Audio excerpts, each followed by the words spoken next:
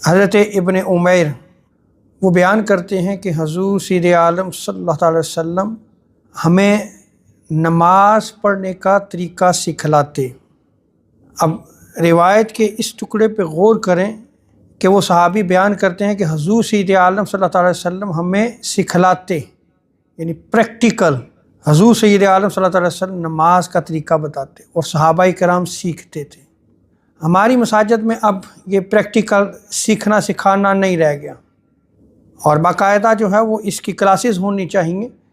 تاکہ جو حضور سید عالم صلی اللہ علیہ وسلم نے نماز ادا فرمائی ہے اسی طریق پہ ہم نماز ادا کریں۔ آگے ابن عمیر بیان کرتے ہیں کہ حضور سید عالم صلی اللہ علیہ وسلم نے ارشاد فرمایا کہ جب تو نماز کے لیے کھڑے ہو تو اپنے ہاتھوں کو اٹھاؤ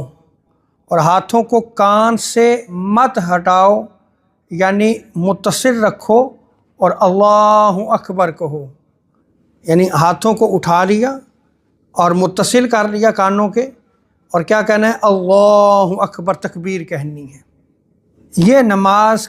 کی افتتاح ہے، نماز کا آغاز ہے۔ اور اسی طرح ابن ماجہ کی روایت میں بھی آتا ہے، حضرت ابو حمید الساعدی آپ بیان کرتے ہیں کہ حضور سید عالم صلی اللہ علیہ وسلم جب نماز کے لیے کھڑے ہوتے تو اپنا رخ مبارک قبلہ کی طرف فرماتے اور دونوں ہاتھوں کو اٹھاتے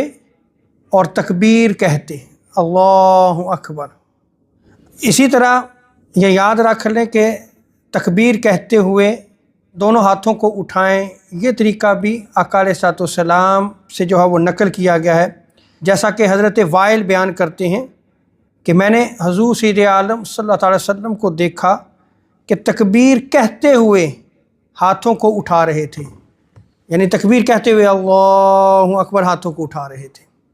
اور یہاں پر یہ یاد رکھ لیں کہ عام مشائخ اور اکثر علماء احناف کا قول یہی ہے کہ آپ دونوں ہاتھوں کو اٹھائیں اور پھر تکبیر کہیں اللہ اکبر۔